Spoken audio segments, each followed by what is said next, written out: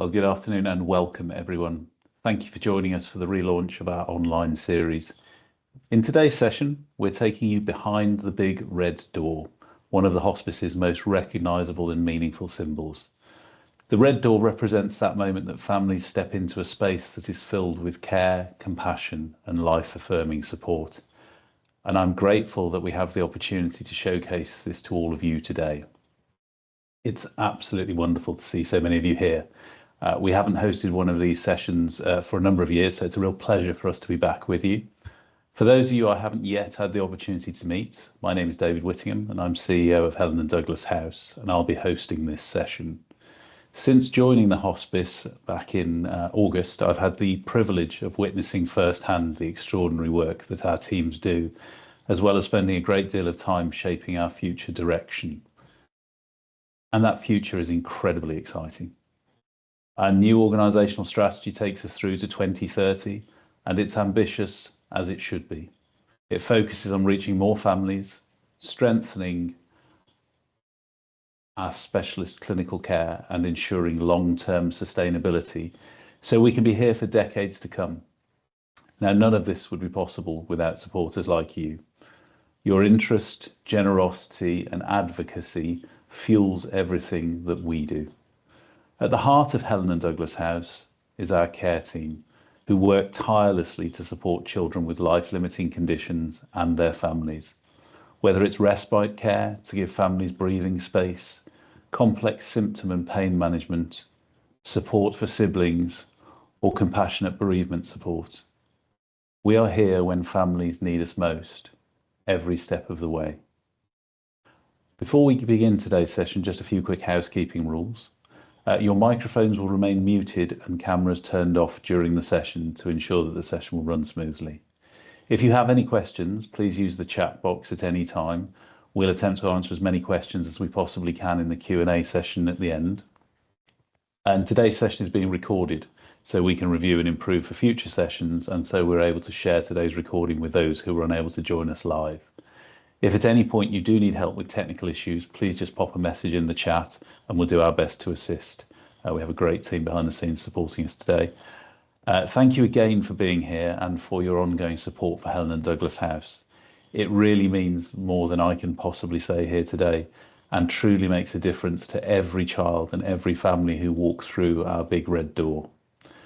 With that, I'd like to get us started, and I'd like to introduce you to one of our families from Helen and Douglas House.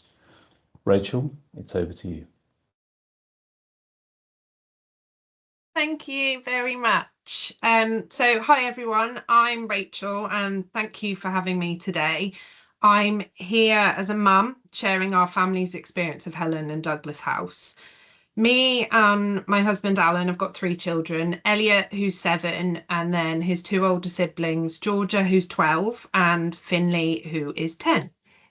And in a previous lifetime, I was actually a nurse and worked at the John Radcliffe in Oxford and was there for 14 years. And actually, despite working within healthcare, I'd never heard of Helen and Douglas House before. So we've now been part of Helen and Douglas House for 3 years, and Elliot uses the hospice for respite stays, and our older 2 children have actually used the sibling support service that Helen and Douglas House offers. So, like many families, hospice wasn't something we'd ever imagined would be part of our lives, but it's become an incredibly important part of our world. And today, I would love to share with you all just what that really looks like for us. So, next slide, please. So when we were first introduced to Helen and Douglas House, like I said, I'd never heard of them before, and we felt really overwhelmed and uncomfortable because it was just another thing to navigate in the new world that we found with Elliot. And there's a lot tied up in the word hospice, like fear, uncertainty, and a sense that it represented something final, and obviously as a parent that's a really difficult place to go emotionally. But I can honestly say from the very first contact what stood out was just how gentle everybody was and how it felt like home, not another clinical space that we had been around and seen for the many years prior to actually finding Helen and Douglas House. And once we were welcomed, there was no pressure to get straight into anything. There were no assumptions or certain expectations. We were just met with kindness, patience, and genuine willingness to learn and understand Elliot, not just his medications or anything that had been going on prior to being there. It wasn't just his needs, but actually just how he worked as a person and how we worked as a family. And over time, it became a place that we could just breathe and relax. Next slide, please. So for Elliot, Helen House has become a place where he's cared for, understood, and able to just be his cheeky little self. And for us as parents, respite isn't just about rest. It's about knowing that your child is safe, that they're happy, and they're with people that truly get him and not just his diagnoses. Honestly, that level of trust doesn't come easily, especially when you have a child that you've been through and seen a lot of individuals. Building trust is really hard. And Helen and Douglas House have built that up with us over time. And there's been moments that stay with me, times that, like when staff have noticed what I needed before we've even said, or my husband, or the children, and we never feel like a burden.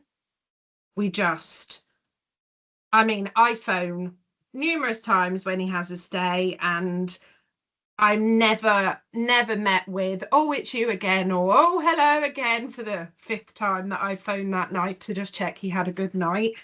And he comes home so settled and content, and he's clearly had heaps of fun, as I'm sure you can see in most of the photos there. He gets up to all sorts, and that also means that we have time at home with our other children, or even just nipping to a shop with the other two, or the library, and because they miss out on a lot of things having a sibling with additional needs. Next slide, please. So I think the biggest misconception that I find with hospice is that a lot of people think it's just end of life care. Sorry, my dog than the postman. And I was somebody that thought that, because I obviously had worked within healthcare, and hospice was just somewhere really that was end of life care for my patients. But with Helen and Douglas House, for families like ours, it's so much more. It's about living, it's about supporting us to keep going and to function and to find moments of normality in what can be quite a complex circumstance. It's a place of familiarity, it's a place of fun, it's care. We've attended different places, different things. We've attended all sorts with Helen and Douglas House that aren't just about medical needs and all of those for Elliot. And it's just being a way of being a family, a space that's supported to just be a family and just do the normal things. Next slide, please. So Elliot loves being at Helen and Douglas House. For him, it's taken a long time for him to build up relationships with people.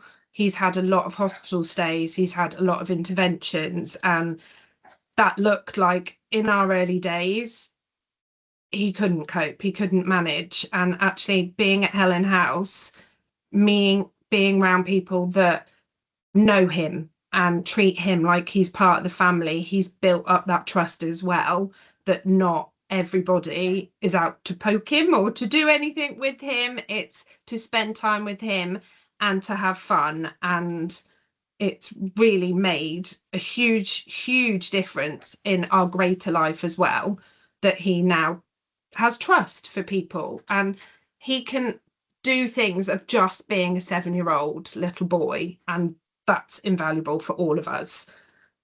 Thank you. Next slide. So when I think about Helen and Douglas House and what it means to us, it's not just those big things. It's not just the respite days. It's not just the meeting other parents, other families. It's the little things. Like I said before, like they greet Elliot. It's Elliot being greeted in a way that shows like he's known and he's part of the family. He's not just a patient, he's Elliot.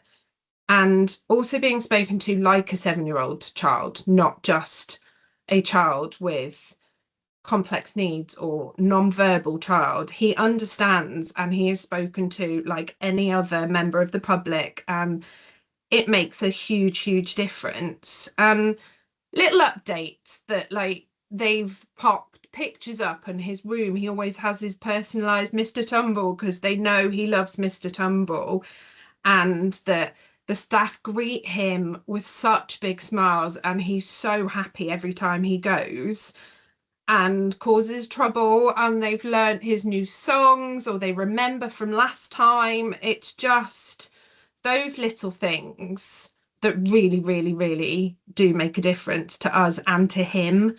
It's massive. Next slide, please.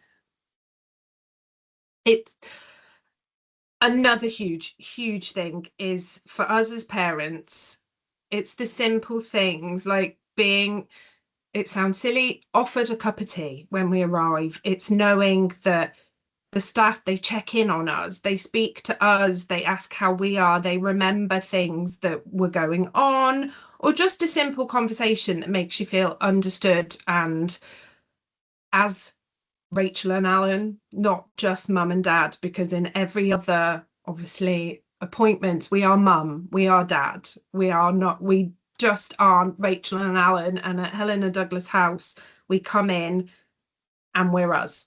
And it's just knowing us as a family, knowing the children, knowing Georgia and Finley, it makes a huge difference. And also, we're spoken to honestly. We have conversations that we will address things, and no, nothing is off limits. We can ask anything, and we're part of that team. We're listened to. We can bounce ideas, and that's not something initially we got in Elliot's healthcare journey. With the being listened to wasn't something that we were met, unfortunately, with at the beginning. But again, it's built up that trust in us as a team that we are all there for Elliot and we are all there as a family to make it work. And it means that I feel safe, and I trust that he is safe when he is there, and he is with compassionate and capable people, and that means the world to be able to just get that rest to face the next challenge. Next slide, please. Alongside then being at Helen and Douglas House, I've also used the outreach nurses and the doctors on multiple occasions when we're at home, just to bounce ideas off Elliot, about Elliot's care, about Elliot's needs. If there's anything changing in his symptoms, they're always there. They always just help, even just an ear when I need to just say, oh, do you think? And if they don't know, they go on to the next person and ask. And it's done so swiftly. There are times within healthcare that it can take a while to reach. As we all well know, it's quite tricky getting a GP appointment. And I know that if it's something I need, I can just ring and I can just get advice, and they'll work together with his GP or his other professionals to find a help to what's going on. And even when Elliot had an operation, he was bedbound for 6 weeks, and I was still able to get in touch with Helen House, and he was able to have just a couple of days break at Helen House to just give us also that little bit of a rest to be able to then face the next 6 weeks of bed rest afterwards. Next slide, please. Also, huge support for Elliot's two siblings, Georgia and Finley. So both of them have actually accessed one-to-one outreach nurse support in their school, just to give them an opportunity to talk to somebody that isn't me or Alan about Elliot and what that means going further into when he's adulthood or anything like that. And they've just been able to have that space where they can be supported, because when you have a child with additional needs, it isn't just the child that's impacted, it's the whole family. And it's not just practically, it's emotionally. And these two little people go through an awful lot, and to have that person, team, people to support them is an invaluable thing. And also, they've had a whale of a time on SIBS trips. They've met other children that understand. They don't have to feel like they have to explain what's going on or how. They just know, and they're just there when they have that opportunity to speak if they need to. Next slide, please. So, as I said, the impact on us as a family, it means we're all supported. It's not just Elliot, all of us are supported. And because of that, obviously care at its best is not just focused on the individual. It wraps around everybody, and it wraps around us as an entire family. And that sense of partnership with Helen and Douglas House has made us feel less alone in something that can feel extremely lonely, and that, again, invaluable to us. So next slide, please. So, like we said, it is just, we're supported. It's not just end of life care, it's everything to just go on to just the normal day to day to keep us going. It's a tough road to ride, but again, with the amount of support that we have at Helen and Douglas House, it keeps us going. Next slide, please. Thank you. Thank you for having me.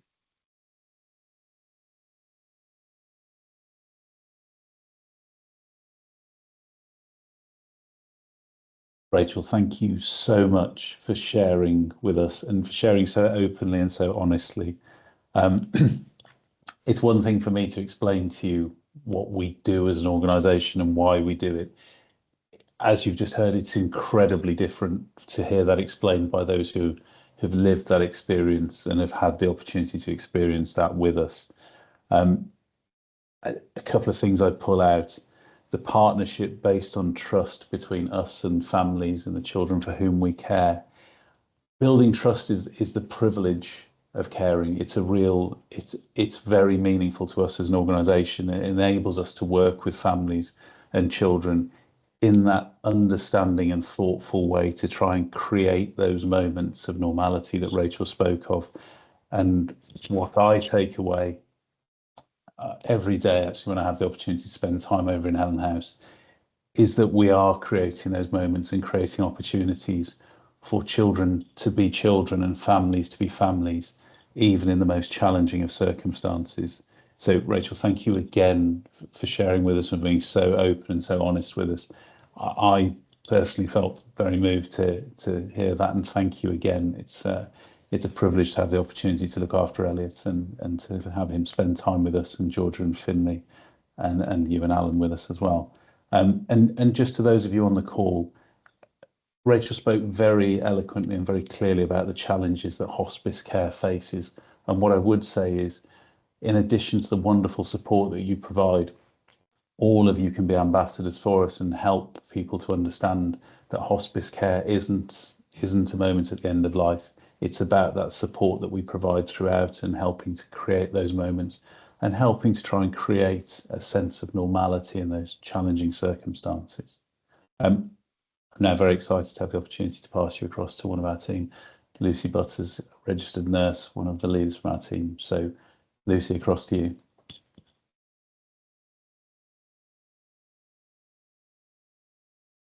Hi everyone. I'm one of the nurses at Helen House, and today I'm going to talk about a day in the life of nursing at Helen House and the moments with children and families that have changed me and the emotional impact of this sort of work. Next slide, please. Our families are extraordinary. Parenting is difficult. It's the best and hardest job. But for parents of the children we care for at Helen House, the job comes with so many additional roles, which parents absorb into their daily life somehow without really considering how extra they are. Even when their children are well, this can include medications, endless hours at pharmacies, hospital appointments, physiotherapy, medical equipment orders, and device maintenance. When their child becomes poorly, this can involve really lengthy hospital admissions, extra stays at Helen House for symptom management, sleepless nights well beyond the years that you would expect them. Next slide, please. Parents of children who come to Helen House have to do all the normal household and parenting tasks, but with so much extra on top. The life administration that we all have to do and many of us dread is more than doubled. But overall, I find that the greatest impact on the families is not all the individual tasks, but the level of supervision that their child requires 24/7, limiting them dramatically to what else they can achieve, where they can go, um, and their personal goals without a particular end date in sight for this. Next slide, please. The services that Helen and Douglas House offer to families all are aimed with the goal of helping them to cope with the care burden of loving a child with a life-limiting illness. This can be through our outreach nurses visiting at home to make changes to medications to alleviate distressing symptoms, whilst avoiding an inpatient admission, which is often very challenging for families with multiple other children, and never mind parents having jobs. Our social workers, they can help navigate the complexities of school and transport and benefits. Next slide, please. Our physiotherapists, they can visit homes, they can visit schools. Our doctors sometimes visit a home in hospital and often chase investigations and results so that it's one less time-consuming task for families to do. Our counsellors support parents throughout their child's life, and also after death. And many other professionals are also involved.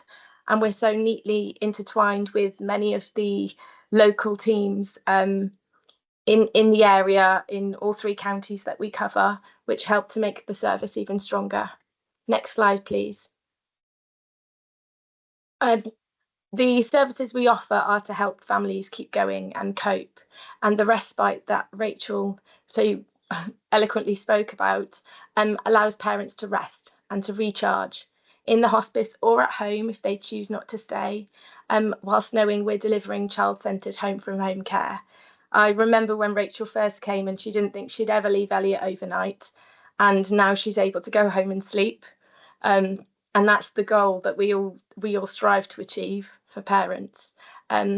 If all of this helps to keep families going and to cope throughout their child's life. But today, I'm going to focus on the end of a family and child's journey through palliative care, but the rest that Rachel spoke about cannot be forgotten.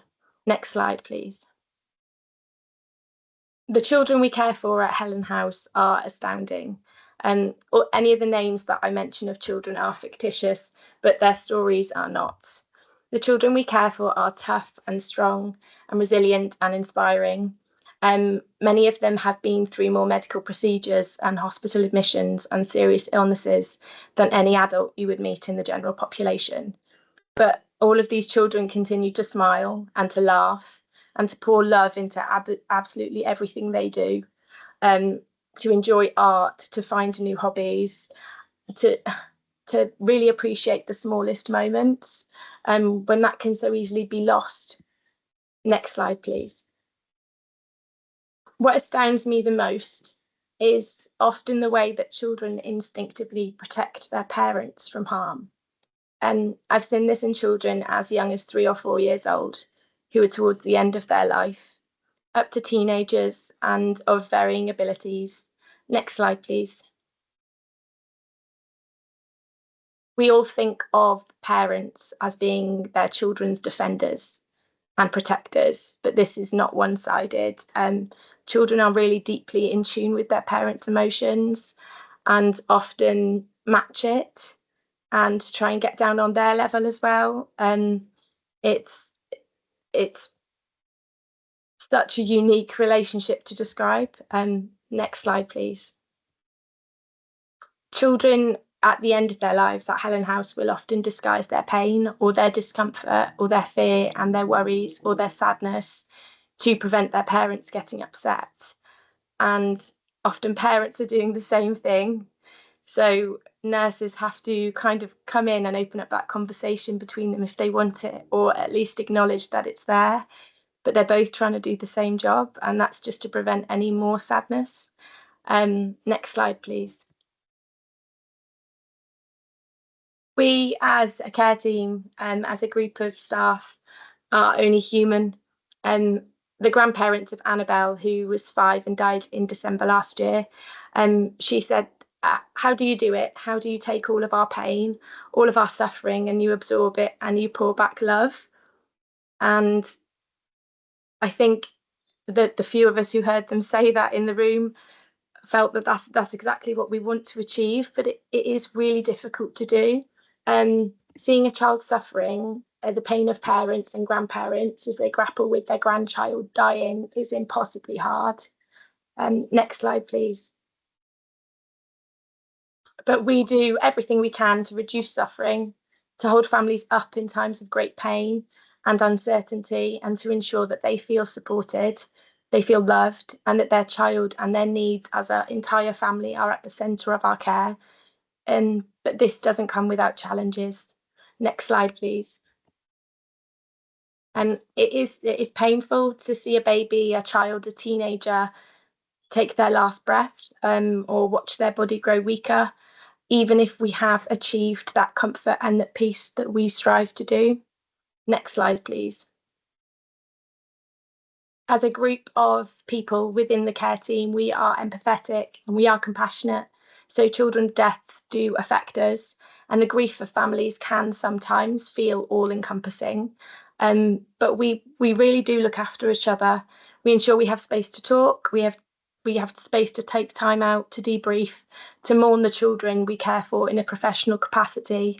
And I think one way that we do that really well is we never stop talking about the children. So those that we've known, parents can pop back in years later, and you'll still have people who remember the smallest details of their personality, the little things they liked. And I really think that helps us as a team to cope with the job as well. Next slide, please. My life has changed dramatically since I started at Helen Douglas House. I started working at Helen Douglas House 8.5 years ago. It was meant to be a job for a couple of years, but I'm probably not going anywhere. And I've gone from being a very carefree 23-year-old to having a 1-year-old and a 5-year-old myself. And this has had a bigger impact on my emotional capacity than anything else during my time here. The first child's death after I came back from maternity leave with my son was a girl who I had known and cared for a few years already. And when her mum hugged me, it felt really different to when before I'd had my son. Empathizing felt more real. It physically hurt in that moment to imagine how her mother must have felt. And the first time that happened, I really had to keep my emotions in check. As time's gone on, I've become better practiced at this. But the first occasion definitely blindsided me. Next slide, please. On Christmas Day this year, I left my babies at home to work the night shift. My baby was 10 months old, and I came to care for a 6-month-old baby who today we can call Arhill, who had died very suddenly on Christmas Eve. For his mum, who was still on maternity leave, and his dad, they were in total shock. Everything had been just perfect the day before, with no signs of ill health at all. And the cruelty of this felt very raw. And I held up this family. That's my job, that's my task. And I talked to them all night shift and supported them to cuddle their baby boy, who was so beautiful. And when I got home on Boxing Day, I should have been going to sleep, but instead I just needed to squeeze my own children. And this job has that impact quite frequently. I now struggle more with children who are a similar age to my own, and the more comparable the situation feels, the harder it can feel. But thankfully, colleagues know this, and we all help each other out when it gets too much. Next slide, please. And the patience of a child, we don't think of children as patient at all, most of us, but the patience of the children that we meet in Helen Douglas House is incredible. And that's often throughout their life, not just at the end of life. You think about the appointments people have to wait for, the tasks that they're waiting for a carer to be ready for when they wanted to get up a while ago. But the patience I've seen at the end of children's life seems to be a slightly different kind. From what I've seen, the children at the end of their life are always waiting for something before they leave. And so often I've seen it be their parents' security. A couple of examples of this would be when a younger brother, who I call Adam, of one family died at Helen House. He waited for his older brother Ben to be in bed with him, with his mum. They were all cuddled together, and Adam seemed to wait for Ben to start giggling at something before slipping in his last breath, knowing they would always be giggling in that last moment together. And Corey, who was only barely out of babyhood himself, had a very unstable 9 months of life-threatening episodes, but waited for his precious baby sister to be born. And it felt like he was waiting for something to soften the grief of his parents. And now he lives on in his baby sister's image, especially her eyes. They visited recently, and it was astounding. And another little girl, Annabelle, who was waiting, it seemed, until her parents were talking with her, with one of the chaplains, and they said, "We've now realised that even when she's not here, our love will never fade and will always live on, and we'll keep going for her." And she chose that moment in her dad's arms. There always seems to be something, and as a team, we are often trying to figure it out, but the only person that will ever know is the child. Next slide, please. And another thing that in 8.5 years has never become less incredible to me is the selflessness of parents. Even when the last thing a parent wants to do in this world is to say goodbye to their child for a final time, I see so many parents grant their child permission to go, and sometimes have to make decisions that may hasten that death. Despite it being the thing they really don't want, they remain selfless in their love. They always ensure it's truly about their child's needs, even when that hurts beyond words. And I think there's no place that makes the strength of love really show through as much as a hospice like Helen Douglas House. Next slide, please. No child at Helen Douglas House is ever forgotten. Every single child leaves a lasting imprint. And no child, no family are the same, and no death is the same. Each day working in the hospice brings something completely new, and that's because the children shape what we do and what our days look like. Although no day is the same, every day is a privilege. Every day to meet families that are this extraordinary is a day you want to be there. And our book of remembrance makes sure that the children's names will also never be forgotten, because faces are so easy to remember, smiles are so easy to remember, but the name also needs to be there forever. Thank you.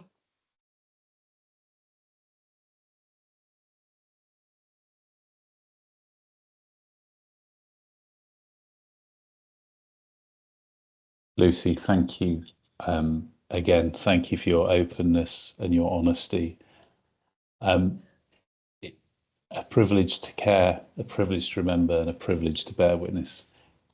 It's a truly humbling experience to have the opportunity to lead this organisation, and something Lucy spoke of the extraordinary awareness and gentleness of the children is something I see every day in our teams and in our people, and in the loving care and compassion that they provide to our families and to our children, to again try to create those moments that enable families and parents to find moments of normality. So, Lucy, thank you. And as we come to the end of today's session, I'd like to thank both you and Rachel for your honesty, your insight, and for taking the time out of your day to share those experiences with us. Those stories bring to life in a way that no report or strategy document that we create ever could for people. So I'm incredibly grateful to you for giving up the time to explain that and to talk us through that. To all of you joining us today, thank you for your engagement, and I'm very much looking forward to your questions. So, team, I believe we have some questions.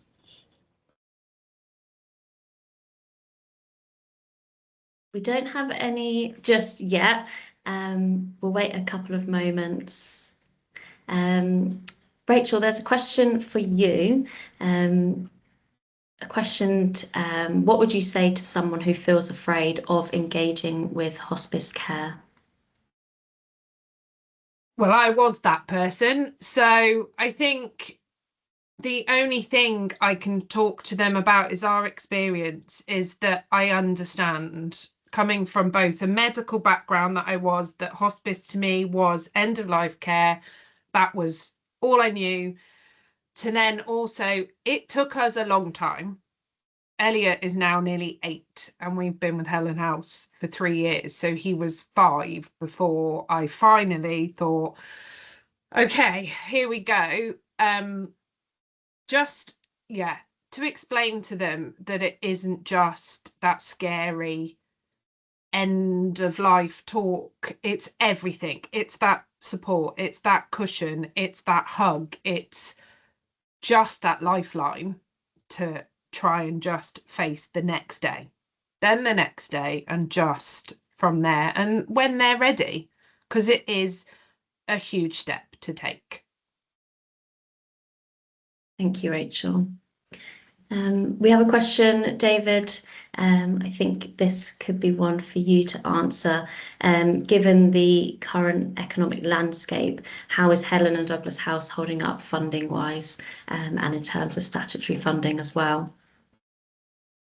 Thank you. A really great question. Look, it's an incredibly challenging economic environment, and the team are extraordinary at helping to get the message across to people like you and our supporters across the Thames Valley region. We are incredibly grateful for the extraordinary generosity of our supporters that enables us to deliver the kind of care that we wish to deliver. In terms of statutory funding, we receive approximately 11% of our total costs in terms of statutory funding. That's less than our peers in the children's hospice sector and certainly less than the adult hospice sector. I think my focus is very much around making sure that we're having those conversations with our funders to make the case for a fair funding settlement, and also to keep the opportunity to explain to our many supporters across the region why what they're doing to support us matters so much, as you've heard today. I mean, these are truly transformational experiences that we're able to create because of that generosity of spirit. Thanks, David. Lucy, there's been a question for you. Are there any common misconceptions about your role? Yes, I would say it's a lot of what Rachel's spoken about, is that anyone I speak to, you know, you can say you're a nurse and that's fine. And then they say where you work and you say Helen Douglas House and they go, oh, I couldn't do that. All children dying all the time. And that's not the majority of what we do, actually. It is a massive part of what we do, but a lot of what we do is respite, is symptom management, is helping families cope. And what helping families cope means looks like fun, actually, and joy. And I'll go into work and people will think I've had a really hard day, but I might have actually spent the entire day playing in a sensory room with a child. So I'd say that's probably the biggest misconception, is that everybody thinks it's all doom and gloom, and that's just not it at all. Thank you, Lucy. I'll give it just a couple of moments in case there's any final questions, which there is. A question for both of you, Rachel and Lucy. Is there anything you would like people to take away from hearing you both speak today?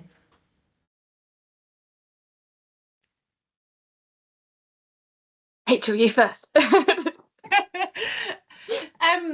I just would like people to take away that how important this is. I won't lie, we weren't in a great place before we met Helen and Douglas House and the team and everyone involved, because it's hard. Like, he was our third child. We didn't know anything. It came as a shock. The medical side of things wasn't the most positive experience. Then COVID.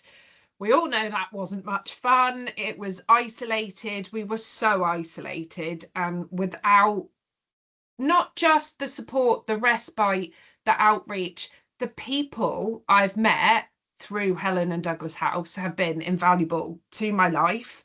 Even just another mum that goes, oh, did you know you actually, there's this service, and gatepost and signpost, and just without these guys, I think I would still be in that bubble of isolation, loneliness, and thinking, is this what it is? Is this now life?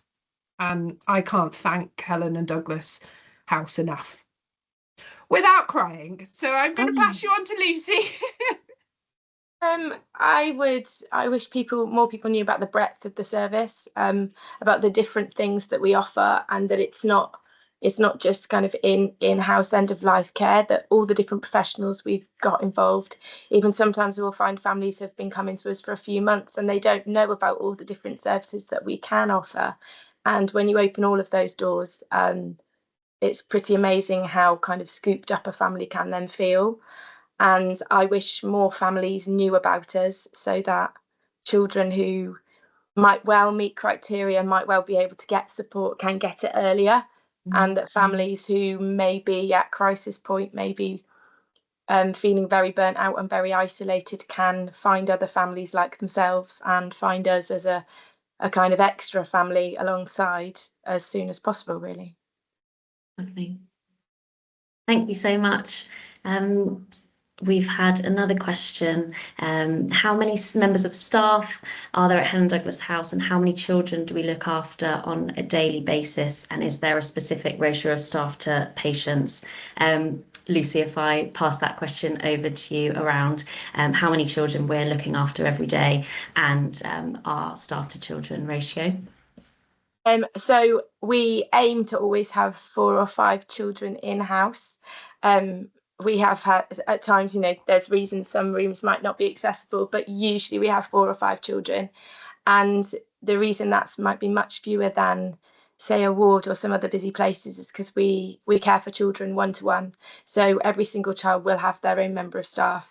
And then we usually have an extra person running the shift, and sometimes another person being the organizer, the tidy upper, the helper with every single task. But one-to-one staffing isn't offered at many places, and we're very, very lucky, because that means that we get to know the children and their families really, really well. I couldn't tell you exactly how many staff there are in Helen Douglas House, but we have enough people on our team to make sure that we can meet those ratios, and make sure the children that we care for, that can be really complex, are safe all the time. And that's really, really important to us.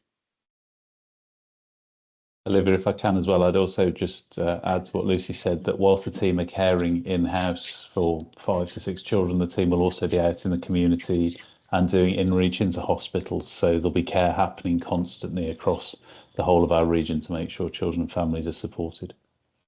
Yeah, the outreach team and doctors team, I don't often ask them how many children and families they have contacted on a daily basis to do check-ins or do hospital visits with quite a few children on a similar day. The numbers of children on a daily basis on a week can be really, really high. Well, Olivia, thank you very much. I think with some final thanks, Lucy, Rachel, thank you again both so much for your time today and for sharing so openly. Incredibly powerful and moving, and a real illustration of the services the organisation provides and why that matters so much. For those of you joining us on the call today, again, thank you so much. Hopefully, we've shared with you a sense of the dedication and expertise that defines Helen Douglas House. But as you start to understand, there's so much more happening behind the scenes and much more that we're excited to share with you. As part of our new direction and commitment to a greater openness about how we work, we'll be making the online series a regular fixture, taking place twice a year. Our next event will take place in the autumn, and we'll be focusing on the work that happens beyond the big red door, to include our outreach care in the community, which we've just spoken about, and support provided in hospitals and schools, and the ways that we bring our expertise directly to families wherever they feel safest and most supported. For many families, this type of care fits far better with their daily lives, and we're excited to give you the opportunity to understand that side of our activity. We'll be sharing dates and details over the coming months, so please keep an eye on your inbox. I would absolutely love the opportunity to speak with you again and be able to show you some of that work. But before we close, I'd like to end with this. Your support, your interest, and your willingness to spend time with us means more than you might realise. It helps to fuel our ambition collectively. It strengthens our future, and it ensures that the children and families who rely upon us can continue to receive the care that they need and deserve. And if you'd ever like to visit Helen Douglas House and to come and see firsthand what it is that makes that experience so special, please do get in touch with the team. We'd be delighted to organise this for you. So thank you again for joining us today. We hope that you leave feeling inspired and connected to the incredible work that happens every day here in Helen Douglas House and out in our communities. We very much look forward to seeing you again in the autumn. So take care. I hope you have a wonderful rest of the day. And a big thanks from me to the team who've supported today's call. Thank you all. Bye.